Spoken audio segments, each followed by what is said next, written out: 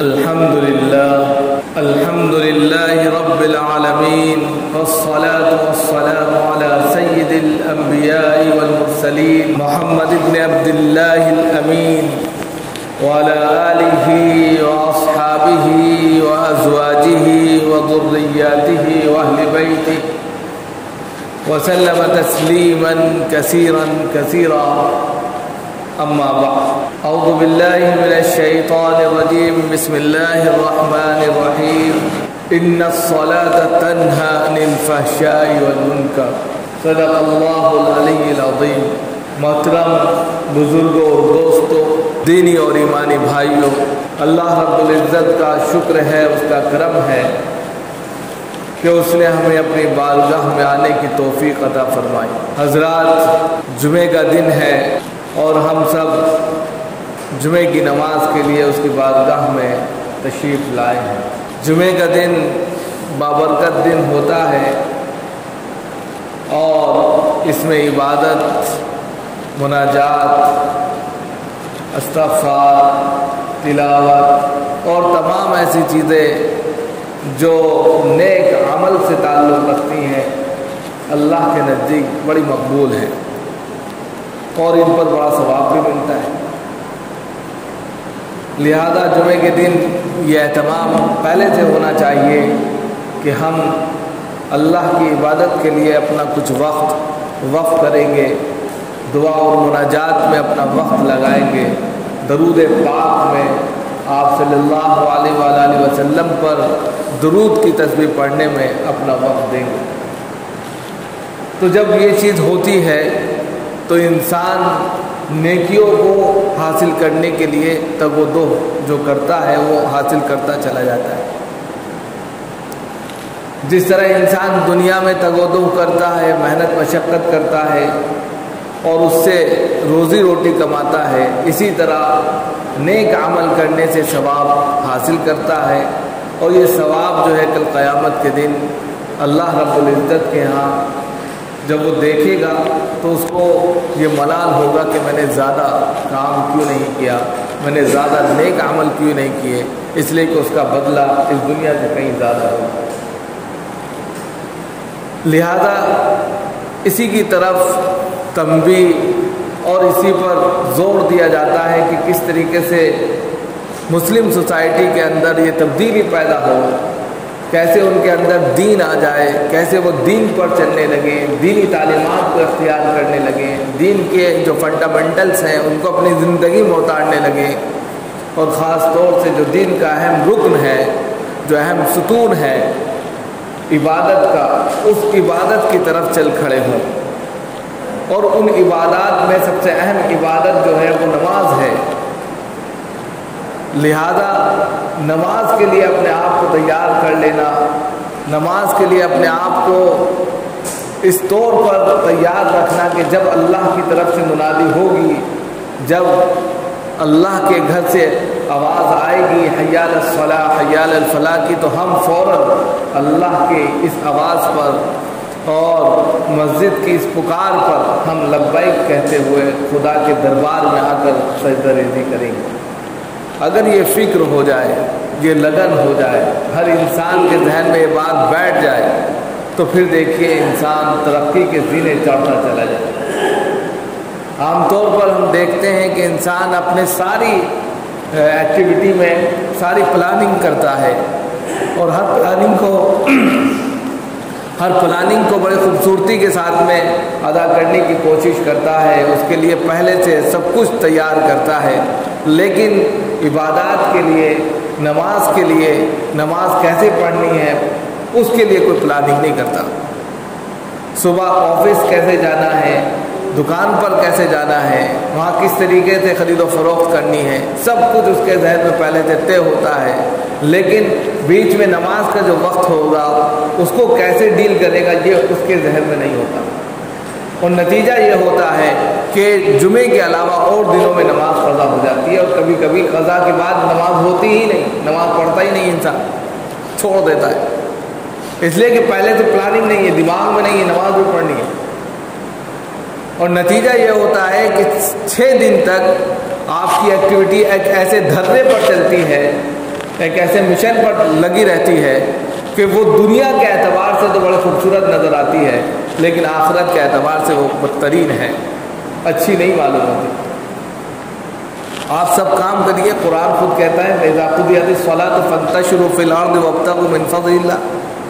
کہ جب نماز سے فارغ ہو جاؤ تو اللہ کی زمین میں رزق تلاش کرنے کے لیے پھیل جاؤ، قرآن خود کہہ رہا ہے۔ لیکن نماز کے وقت جب آپ کو پکارا جائے وَإِذَا نُودِيَ لِلصَّلَاةِ مِن يَوْمِ الْجُمُعَةِ فَاسْعَوْا إِلَىٰ ذِكْرِ اللَّهِ، جب نماز کے لیے پکارا جائے تو تیزی کے ساتھ چل کھڑے ہو جاؤ، یہ بھی حکم ہے اور حکم دیا جا رہا ہے۔ اب ہم اذان سنتے ہیں، اب تو ویسے بھی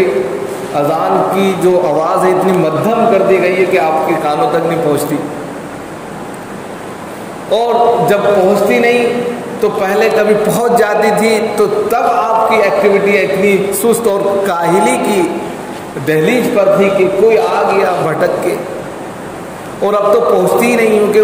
مسجد ہی کے کیمپس تک وہ آواز رہتی ہے، تو بس اللہ جس کو توفیق دے دیتا ہے وہ آ جاتا ہے۔ اب ایسے میں اللہ سے توفیق مانگنا کہ اللہ مجھے اپنے گھر کی توفیق عطا فرما، سجدہ ریزی کی توفیق عطا فرما، میں تیرے دربار میں آ کر 5 وقت جھکتا رہوں، یہ توفیق عطا فرما، یہ سب سے اہم بات ہے۔ روزی کا جو بھی کانٹیکٹ ہے، روزی کا جو بھی کنیکشن ہے وہ نماز سے، لیکن ہم اس چیز کو نہیں سمجھتے۔ انسان سوچتا ہے میرے محنت، میرے گٹوں کی کمائی سے میں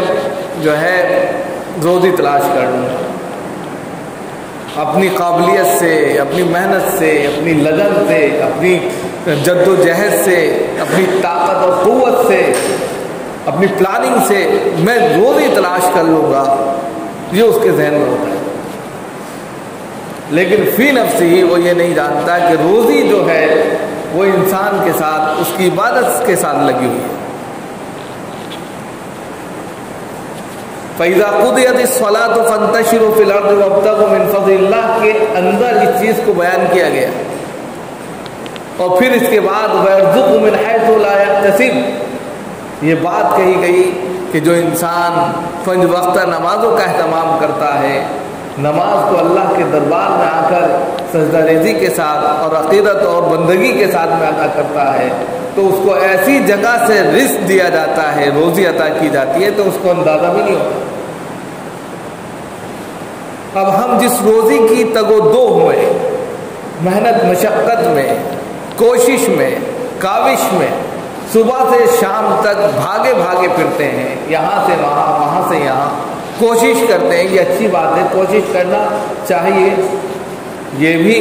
اپنی جگہ بالکل مسلم حقیقت ہے، اس کا بھی فرمان ہے، لیکن ان کوششوں میں نماز کو ایک طرف لپیٹ کر پھینک دینا، یا اس کی پرواہ نہ کرنا، یا اس کا خیال تک نہ آنا، یہ بہت بڑی محرومی کی بات ہے۔ اس لیے کہ ہمارا جو عقیدہ ہے، ہمارا جو ایمان ہے، وہ انہی چیزوں پر قائم اور دائم ہے۔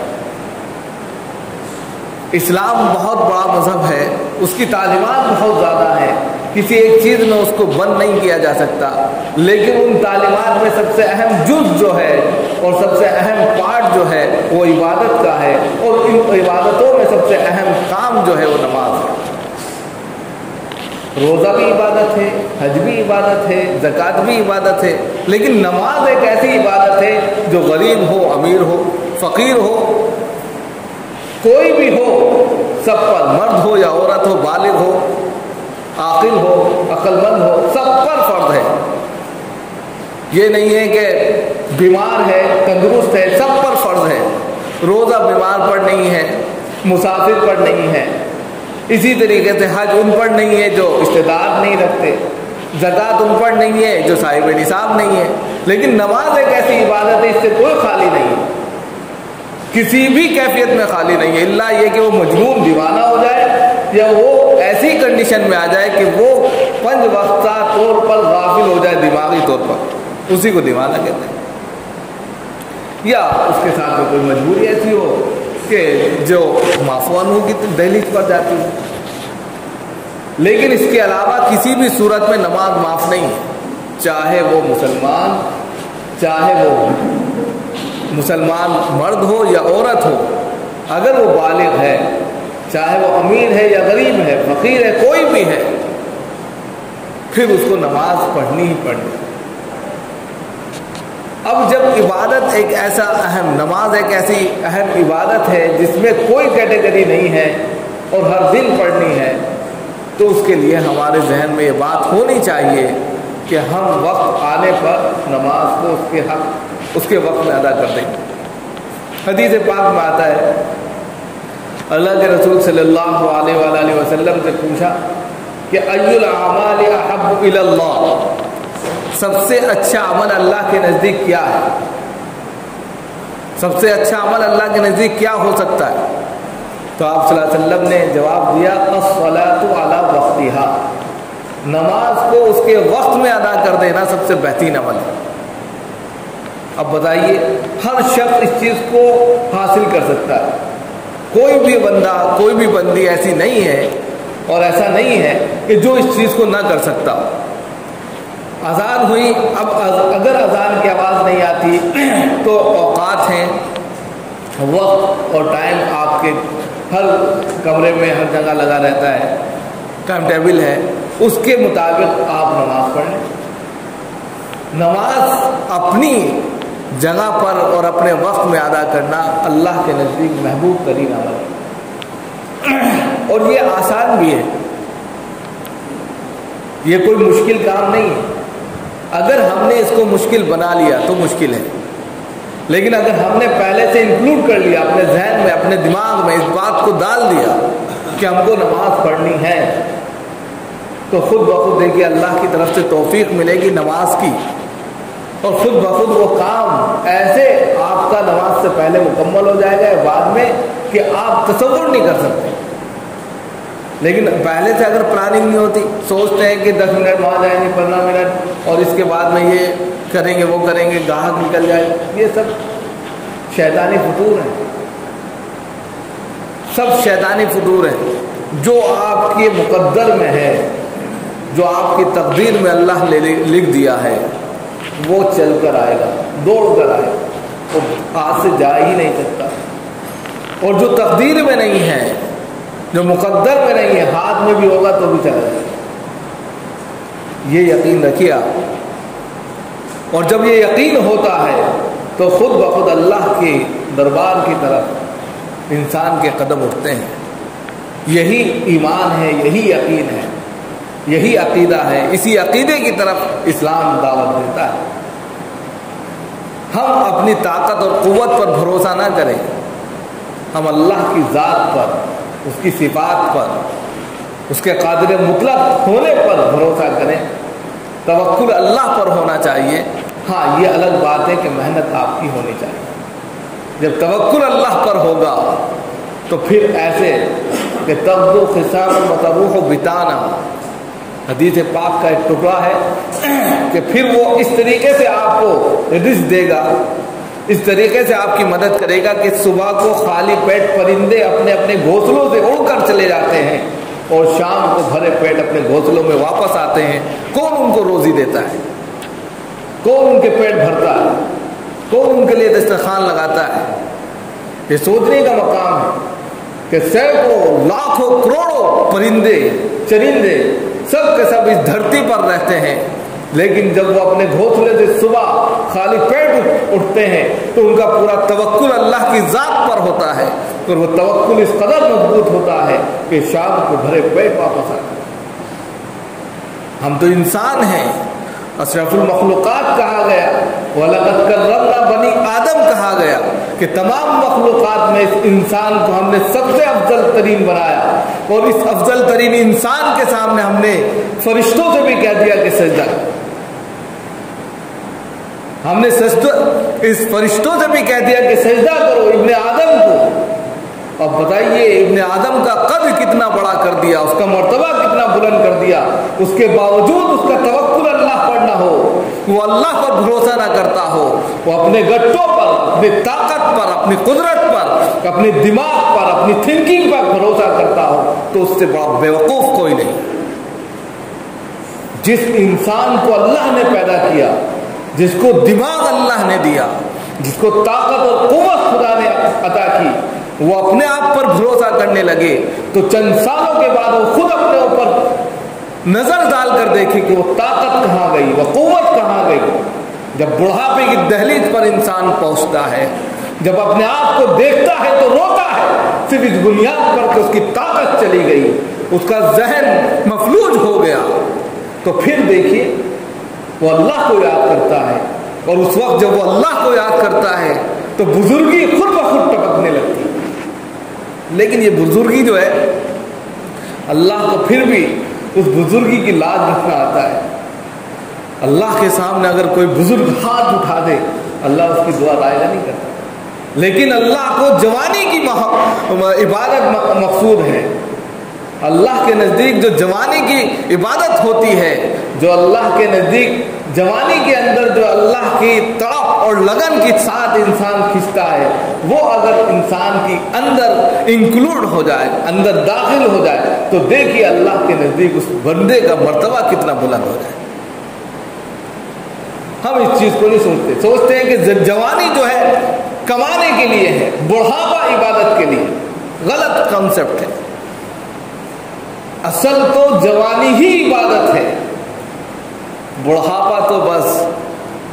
اللہ اللہ کرنے کے لیے ہے۔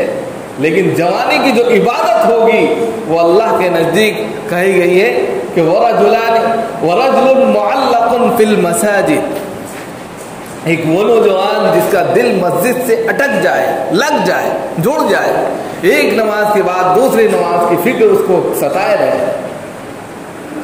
اور توفیق الہی سے وہ ہر وقت مسجد میں اس کا دماغ لگا ہے، تو کل قیامت کے دن